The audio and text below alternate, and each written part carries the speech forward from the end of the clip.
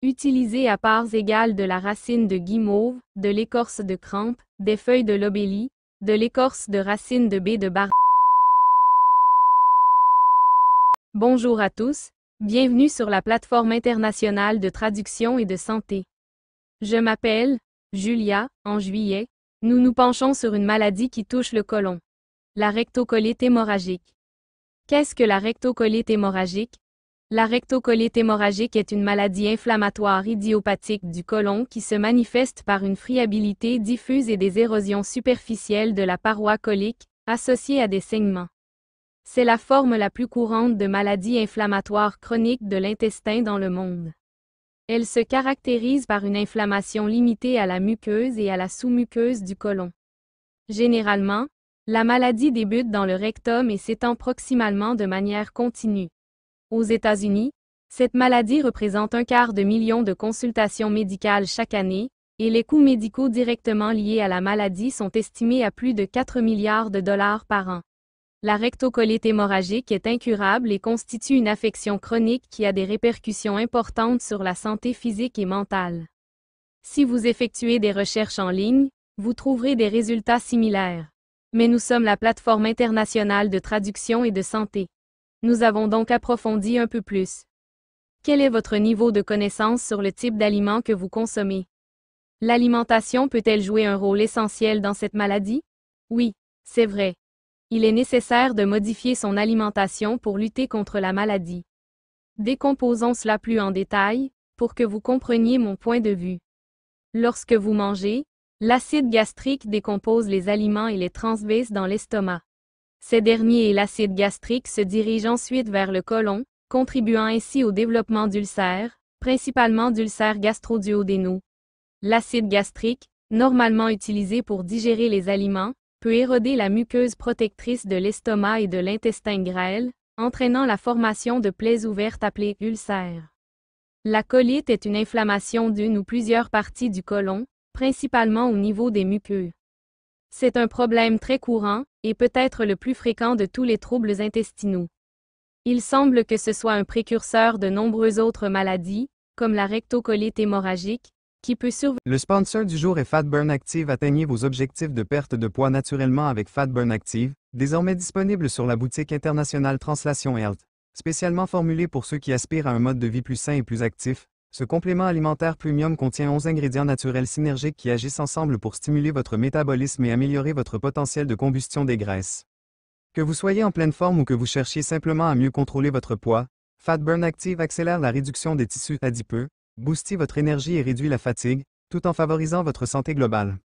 Plébiscité par des personnes actives du monde entier, ce complément est la solution idéale pour une perte de poids efficace, saine et naturelle. Découvrez le bien-être global avec un impact local. Scannez le code QR sur votre écran dès maintenant pour bénéficier d'une réduction exclusive. Découvrez le pouvoir d'une nutrition naturelle sur la boutique internationale Translation Health, où le bien-être s'exprime dans toutes les langues. Venir lorsque des ulcères se développent suite à une inflammation chronique. Elle peut être causée par un stress intense, l'anxiété ou la peur, ou par des bactéries, surtout en cas d'abus d'antibiotiques. Le système nerveux et les glandes surrénales ont besoin de soutien en cas de stress, mais l'alimentation a également une influence majeure sur cette maladie. Que manger et quoi éviter?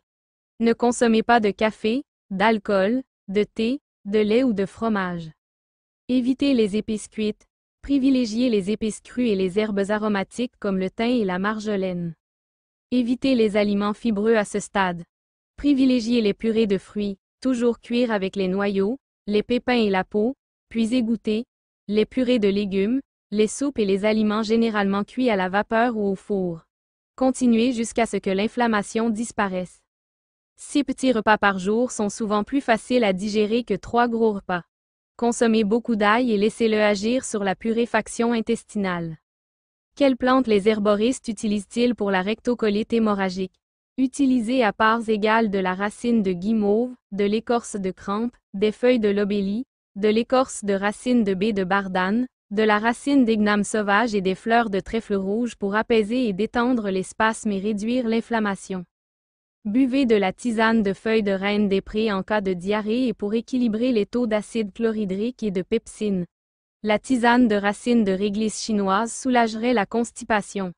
Dans ce cas, les deux sont souvent utilisés en alternance. Utilisez les plantes recommandées pour la diverticulite avec le myrtille pour purifier le sang, car cela aidera la paroi du côlon à retrouver son élasticité et favorisera le péristaltime. La tisane de feuilles de chardon béni aide à réduire la production excessive de mucus et stimule la digestion. Le docteur Christopher a également souligné qu'elle améliore le tonus, la structure et l'élasticité des parois intestinales, tout en favorisant la détoxification. Merci d'avoir regardé la vidéo de la boutique internationale de traduction.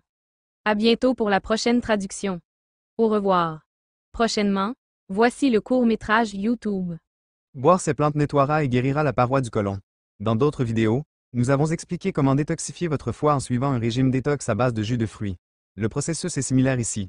Lorsque vous prenez des plantes par voie interne, elles pénètrent dans le côlon, puis celui-ci les absorbe dans la circulation sanguine. Les plantes mentionnées dans la vidéo complète, c'est là que vous voyez la flèche pointée. Le côlon les absorbe, puis elles entrent en contact avec la rectocolite hémorragique, et chaque plante agit sur la rectocolite hémorragique.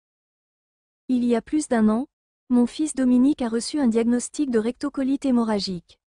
Lors de notre première visite chez le pédiatre, on m'a dit que c'était une hémorroïde, mais on nous a prescrit une consultation et nous avons quitté le cabinet. Quelques jours plus tard, Dom a changé de couleur et nous avons réalisé qu'il était gêné de nous dire combien il saignait en allant aux toilettes et à quelle fréquence. Je l'ai immédiatement emmené aux urgences, mais ils n'ont rien fait et nous ont renvoyés chez nous. Lorsque nous sommes finalement allés à la consultation, Dom était méconnaissable.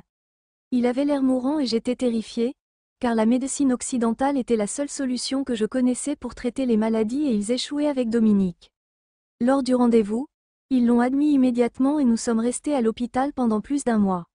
Ils lui ont fait des analyses invasives, lui ont prélevé du sang parfois 2 fois par jour. Ils lui ont même dit qu'il n'avait aucune restriction alimentaire et qu'il avait même le droit de manger au fast-food. J'étais consternée. Le saignement ne s'arrêtait pas et il a dû recevoir 3 transfusions sanguines avant même notre sortie de l'hôpital. Mais grâce au premier traitement de Rémicade et aux stéroïdes, son saignement s'est arrêté pour la première fois. Nous sommes restés quelques jours de plus et Dominique a enfin pu sortir prendre l'air.